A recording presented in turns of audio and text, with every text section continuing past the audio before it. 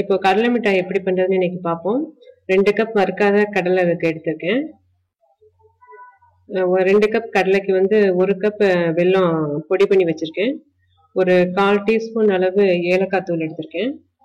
இப்போ 1/2 டீஸ்பூன் மட்டும் நெய்யோ எண்ணெயோ ஊற்றிக்கோங்க, ரொம்ப ஊற்ற வேண்டாம். இப்போ அதை கடலையை போட்டு அதில் வறுத்துக்கலாம். வறுக்கும் போது அடுப்பை லோ ஃப்ளேமில் குறைச்சி தான் வச்சுக்கணும்.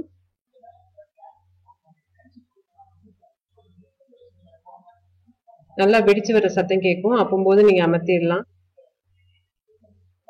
இப்ப கடலை நல்லா வறுபட்டுருச்சு. நான் 5 நிமிஷம் வறுத்துட்டேன். அடுப்பை குறைச்சி வச்சு 5 நிமிஷம் வறுத்துட்டேன். இப்போ இதை வேற பாத்திரத்துல மாத்தி எடுத்து வச்சுக்குவோம். இப்போ கடலை நல்லா ஆறிடுச்சு. ஆறுனாதான் அந்த கடலையில இருக்க தோல் எல்லாம் சீக்கிரம் விட்டுக்கிட்டு வரும்.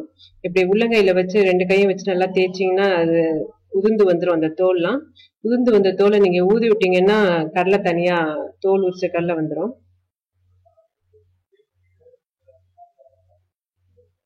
நீங்க எல்லாமே தோல் எல்லாத்தையும் ஃபுல்லா எடுக்கணுன்றது கூட இல்லை. இப்படி இந்த ஓரளவுக்கு எடுத்தா கூட அந்த மாதிரி எல்லாத்தையும் எடுத்து வச்சுக்கோங்க.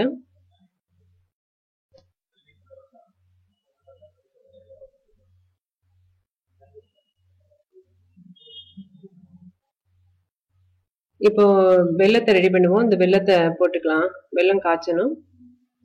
ஏலக்காய் தூள் போடுறேன். கொஞ்சமா தண்ணி சேருங்க, அது தண்ணி நனைகிற அளவுக்கு இருந்தா போதும். இப்போ வெல்லத்தை காய்ச்சலாம். அடுப்பை குறைச்சி வச்சுக்கோங்க, கிண்டி விட்டுட்டே இருங்க. வெள்ளை பாகு இப்ப நல்லா காய்ச்சியாச்சு. ஒரு 3 நிமிஷம் நல்லா அடுப்புல வச்சுட்டேன். 3-4 நிமிஷம் அடுப்புல வச்சுட்டேன். இப்ப வெள்ளை பாகு எப்படி வரணும்னு சொன்னா, அந்த தண்ணியில நீங்க கொஞ்சமா வெள்ளத்தை எடுத்து விட்டீங்கன்னா அது எல்லா இடத்துக்கும் பரவாம ஒரே இடமா இருக்கணும்.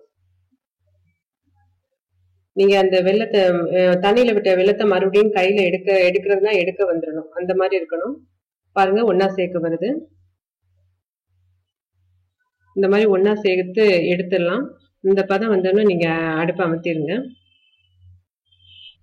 இப்போ அந்த வெள்ளத்துல இருக்க தூசி எல்லாம் போகிற மாதிரி வடிகட்டிக்குவோம். இந்த கடலையிலே வடிகட்டி ஊத்திடலாம்.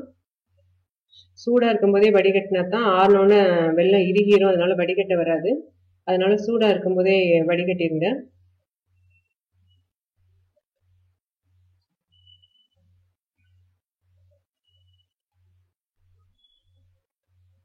இப்போ கடலையை நல்லா கிண்டி வச்சிருங்க. வெள்ளம் எல்லா பக்கட்டும் படுற மாதிரி நல்லா கிண்டி வச்சிருங்க. ஆறினோன்னு நல்லா இறுகி வந்துடும். இறுகி வந்ததுக்கு அப்புறம் நம்ம உருண்டை பிடிக்கலாம்.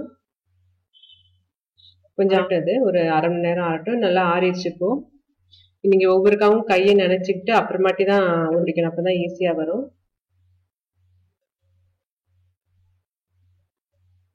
ஒவ்வொரு உருண்டைக்கும் நீங்க கையை நினைச்சுக்கலாம்.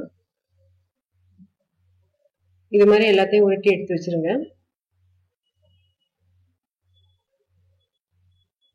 இப்போ கடலை உருண்டை ரெடி ஆயிடுச்சு. இதை நீங்க செஞ்சு பாருங்க. செஞ்சு பார்த்து எனக்கு உங்களோட கமெண்ட்ஸ் சொல்லுங்க. தேங்க்யூ.